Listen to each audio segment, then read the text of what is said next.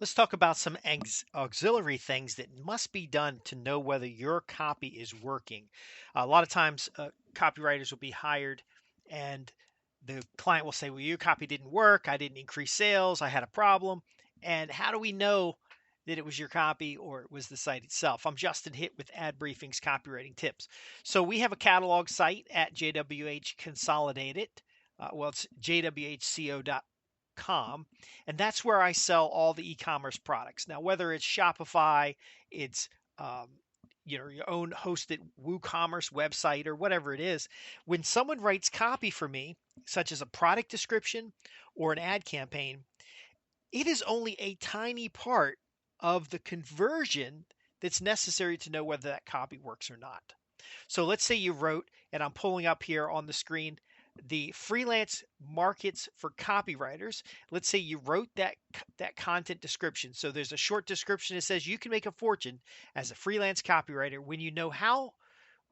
Okay, it says here when you know where to attract new clients, because the book is about marketplaces. Discover freelance markets for copywriters that are full of eager clients. Now that copy could be improved because it was hard to read out loud, but let's say that copy's written. There's an add to cart button right there, and this is all on the first screen, and you were commissioned to write that copy. How would you know if the add to cart button wasn't broken? See, maybe we set up an A/B split. Maybe we've set up all the details that are necessary for this page to even load. And then a prospect comes to this page, or it's referenced in an email newsletter. And I know it's a little paragraph of copy, but maybe you wrote the full description. They're testing, and then they come back to you and say, look, our sales did not increase. Now, the answer typically for me to say is, how do you know? How do you know the sales didn't increase? So I've had clients go through and give me a list of all their products and services, and we're writing short descriptions. That's all we're doing. We got 100 products, and we're going to write short descriptions. How can they judge that work if they're not doing A/B split testing? And then how can you know whether their testing is accurate if you don't know their site actually works? Now, on the page that I'm looking at right now, I see I can add to cart, or I can pay via PayPal, or I can pay via Venmo. Now, let's say I add to cart. And if you're listening to this in audio, just have to play along here. I add to cart, and now I want to check out. So proceed to checkout. And now I have the option to pay with Visa, MasterCard, American Express. I can also pay, I know this particular site will let you pay with cryptocurrency, but how do we know the e-commerce transaction is even set up correctly? Think about this. The copy is one part of a large number of transactions. Now, what I do for clients on our webmaster and channel management side is I'll actually go into their e-commerce platform, somebody on my team, it may not be me, but we go into the e-commerce platform and we make sure that all the issues are resolved. Because most sites today, whether Shopify, whether WooCommerce, those are the two platforms we work with, they syndicate those products to Google Marketplace, to Yahoo Marketplace, to Facebook Marketplace, to a large handful of other platforms. And you could write the very best copy in the world, and that client's relying on 6 or 7 different channels to sell product, and your copy didn't work because something functionally was broken. This morning, my team was working on examples of items, basically digital books that cannot be featured in ads.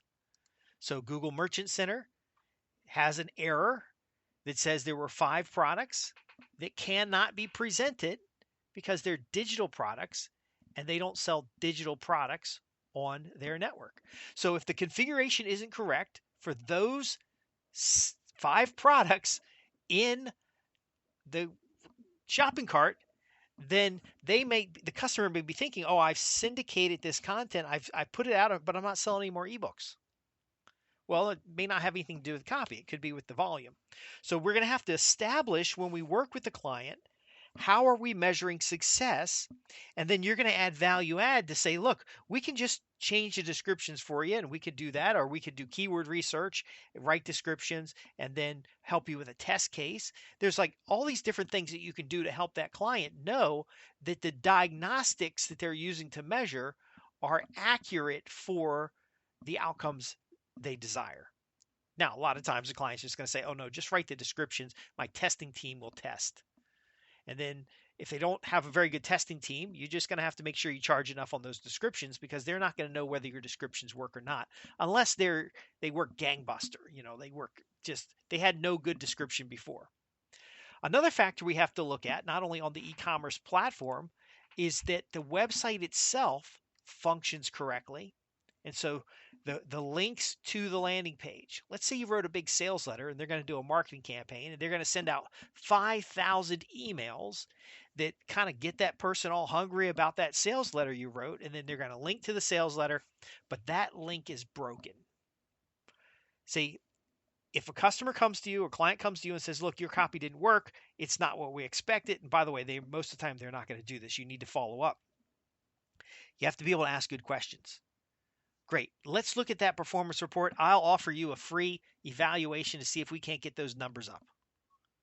You get a copy of their performance report. The A/B split should just be a page printed out of Google Analytics or their testing platform, whether they're using Nilo A/B testing or VWO or whatever they're using. They should be able to show you that they got some clicks. And then they should be able to show you that they've got impressions on the page. So if they show you a report that just shows, yeah, we got all these clicks, but there was no sales, then you ask the question, well, let's see the impressions on the page. Let's look at the type of customer that came to that page so that we can rewrite that copy so that it better suits that audience. What's usually going to happen is you're going to see they sent out 5,000 emails and there were 0 clicks. Lots of opens and 0 clicks. Well, something was broke. The link wasn't an actual link. Now, people might have cut and pasted and went to the web page itself. And now let's say they got 5,000 unique visitors on that web page and there's no conversion. Then we need to look at buttons. Could be partial conversion. Could be a low performance. Now, you don't want to go back and forth and argue with the client. You don't want to say, I know my copy was good. Give me another chance, because most of the time they will not come back to you if the copy doesn't perform.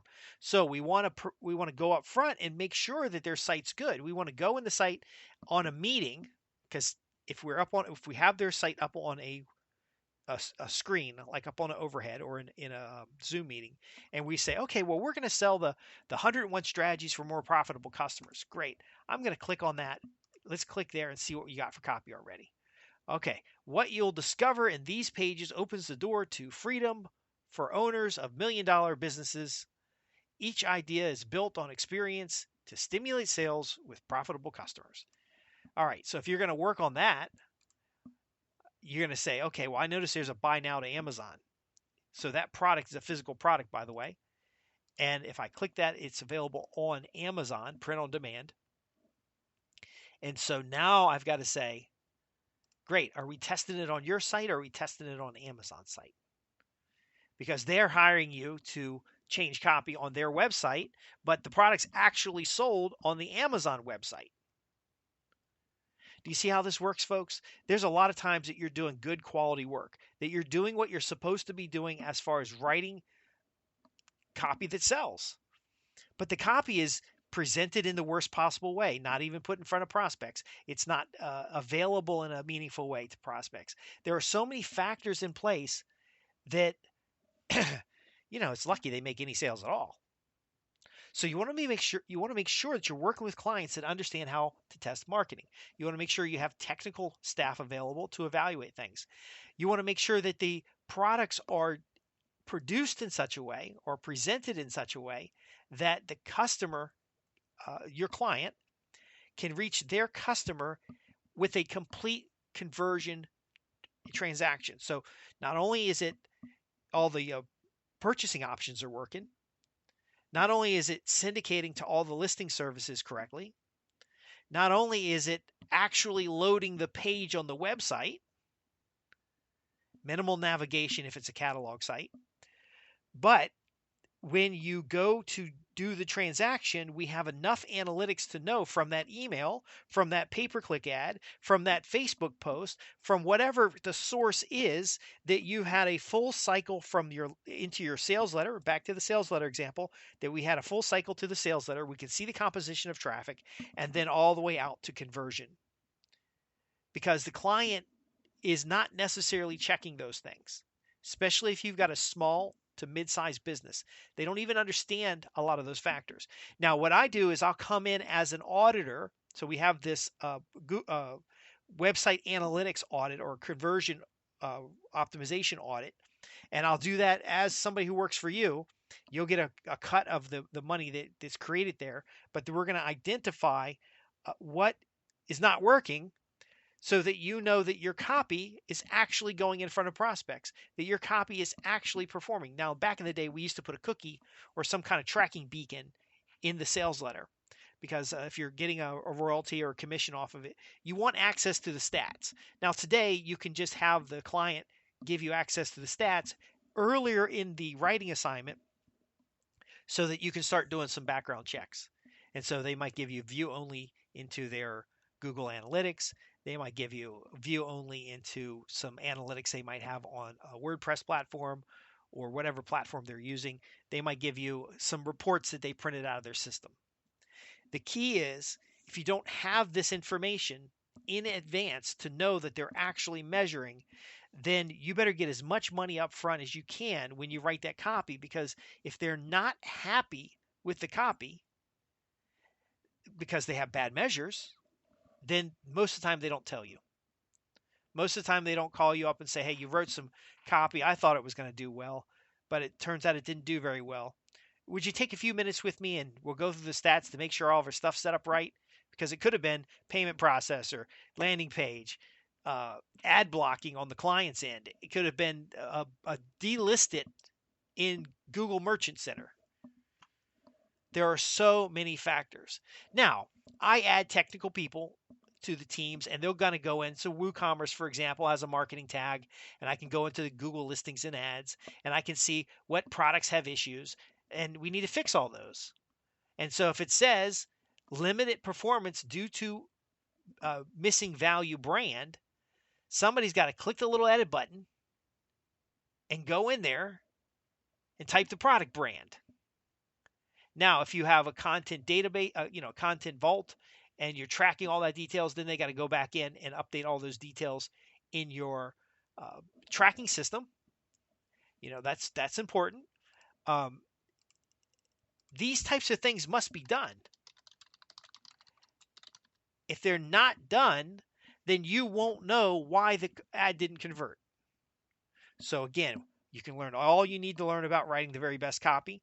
But if the very best copy is not put in front of qualified prospects, not put in front of a hungry audience, not technically able to be delivered, has problems on the back end, doesn't have conversion tracking, then you're going to be left holding the bag because the client will be unhappy. Now, one of the things that we've done lately that is really helpful is that I'll answer your questions about these topics, and I'll on purpose answer them in such a way that leaves you an open. So you can say, hey, look, here's something about the importance of link tracking so that you can do lead and sales attribution. I'll go in and define that. And by the way, you could create this content yourself, but I go in and define link attribution. I define sales attribution. I define the elements around that, and then we joint venture that in front of the prospects so that they have an idea that, hey, we're going to track this stuff, that we're writing accountable advertising, and that when we change the description on so let's say we have a product that's selling really well. We don't just go in and replace the description.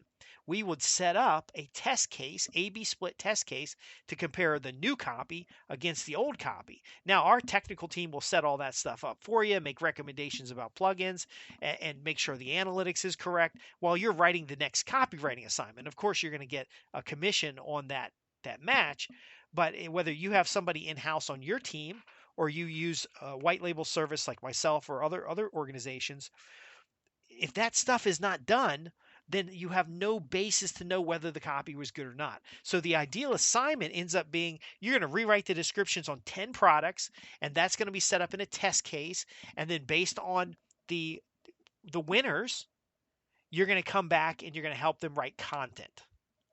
So the 10 cases go in, you take the 5 winners, you write content to amplify what's winning, and then you may offer insights on product development or copy or social media posting or something like that. You're going to another type of case might be you're going to write 12 months worth of social media posts. That's an okay assignment, but how do we know it works? Well, instead, you're going to write 12 social media promotions. That could be 3 messages per product. Or if it's one product, it could be different aspects of the product. And then you're going to set that stuff all up to test which of these topics are best. And then based on those topics, you're going to write content. So it's the package versus the one off, it's the value added versus the commodity. Does this make sense to you? I know a lot of folks have been frustrated. You've written in and you've said, "Look, I've wrote the very best copy I've ever written." And in fact, one subscriber used the same copy for a different client because the client said the copy sucked, it didn't work, and he knew that copy was written well, and so he asked the client, "Hey, look, are you going to release me from this contract?" Because he didn't get paid, by the way. The client didn't want to pay, and so releasing him from the deliverable means that the client cannot use that copy, but frees the copywriter up to sell that copy someplace else. He sold the copy someplace else to a company that had the technical aspects straight, who had the e-commerce platform clean, who could do lead and sales attribution, and the same damn copy made thousands and thousands of dollars for a different organization. Now that's something to understand because if your copy's not broken or you didn't really test it, you don't really know. And so we, again, technical aspects, merchant accounts, flow of the site. Are there other distractions on the site that were more prominent than your copy? A lot of times these catalog pages are horrible. Um, they just have too much clutter on them, and they just don't work well. And that's why I always talk about the dedicated landing page or a sales letter. Your order forms matter as well. Folks, these are important areas that, again, maybe a lot of your clients don't know about. And so I really want to make sure you understand that they're not going to tell you that their stuff isn't set up right. They're going to assume your copy was poor. And if you don't have either the pre setup where you get copies of their analytics or the post offering to do an evaluation for free, and again, they say they don't call you back and you say, "Hey, look, how's that copy going?" And then they finally admit it didn't do very well. And you say, "Well, look, you should have given me a call because we offer a free analysis to see why the copy didn't work, because it could have been the economy. It could have been the not the right prospects in place. It could have been a lot of factors. And for free, I'll spend a little bit of time looking into that. And that way we can, because this copy is written well." Now you can't just say the copy's written well, but you tell them, explain, look, you were happy with the copy. Maybe it's just not the right time. I'll look into it for you, and I'll give you some ideas on how you can get better results. Because I want the customer relationship. I want you the long-term business. It's not a one-off type of thing. And then again, this demonstrates your value add. So, folks, I'm Justin Hitt with Ad Briefing's Copywriting Tips, and this has been about all the horrible and nasty things that can go wrong other than your copy. Now, there's no excuse. You can't write bad copy, but if it's not in the right environment, not in front of the right people, then there's no way to know whether your copy is good or bad. So that's, again, I want to reveal these things to you.